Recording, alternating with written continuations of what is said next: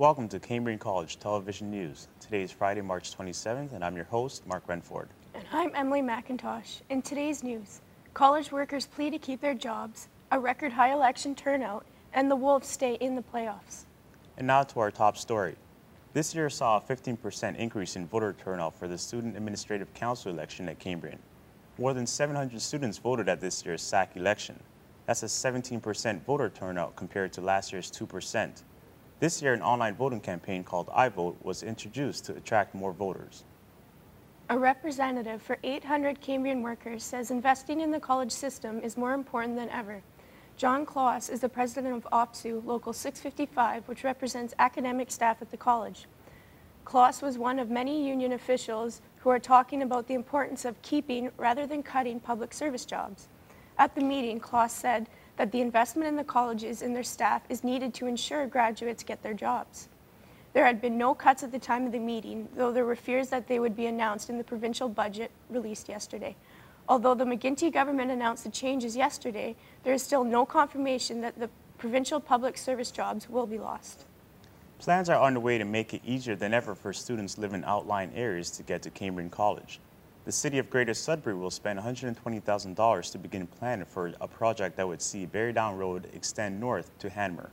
The extension would make it more convenient for students living in the valley to travel to school. Companies will bid for the planning study this April. $500,000 has already been committed for this phase in the city's future road budget. If the road is built, it will be years before it is finished.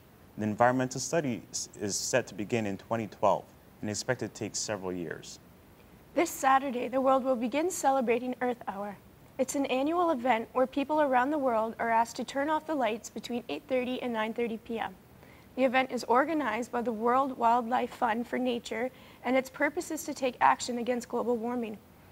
Earth Hour was introduced in Sydney, Australia in 2007 and has had about 2 million participants. This year, the goal is to get 1 billion people to turn off their light switches. A Cambrian student will be heading to Toronto next month to be part of the Toronto Argonauts cheerleading squad. Ashley Perron, who is enrolled in the pre-health program, was one of 34 girls who made the squad of about 200 who tried out. Perron has practiced dance for the last 3 years at Company G Dance Academy. It was instructors at the academy who encouraged her to try out for the team. She says now that the stress of making the team is gone, she realized what a great opportunity is ahead of her. Now over to Jessica Horn with this week's sports news. Hey everyone, here's the last sports bulletin of the semester. The OCAA All-Star Volleyball game was held Saturday, March 21st at Fleming College in Peterborough. Lisa Teal was there representing the women's volleyball team, and Ben Cambridge was there from the men's team. The OCAA All-Star Basketball game is happening tomorrow, Saturday, March 28th, and is hosted by Durham College in Oshawa. Brady Bolin will be there to represent the Cambrian Golden Shield. The All-Star Games showcase the best of the best in college athletics. The Cambrian Athletic Association is wrapping up its season tonight with an awards banquet being held at On the Rocks. Athletic Director Bob Piche says the banquet is a chance to celebrate and recognize the achievement of the student athletes and to thank all sponsors and coaching staff.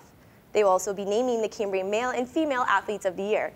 In Sudbury sports, the Wolves bounced back in Game 5 on Wednesday in the OHL Eastern Conference quarterfinals, winning over Belleville 6-2. The Wolves now trail 3-2 with Games 6 and 7 going down in Belleville Monday and Tuesday night next week. Now back to Mark and Emily. Thanks, Jessica. Well, Cambrian College says it is trying to do its part to make the environment greener by revamping its recycling services. Annie Sauvé is in charge of recycling at Cambrian. She says this college is increasing the number of blue recycling bins mounted on the walls and the hallways. Used batteries can be brought to facilities management in room 1422 for proper disposal, and textbook recycling will take place later this spring. Future initiatives include coconut oil waste, recycling, and addition of fluorescent light bulbs. The Cambrian Music Faculty is hosting the Senior Awards concert. It will be held at 7 p.m. on April 8th in the Cambrian's Amphitheater. The event will feature Cambrian music students competing for scholarships. Tickets are $15 for adults and $10 for seniors and students. Tickets can be purchased at the door or in the bookstore. And that's our news for today. I'm Mark Renford. And I'm Emily McIntosh. Thanks for tuning in. Goodbye.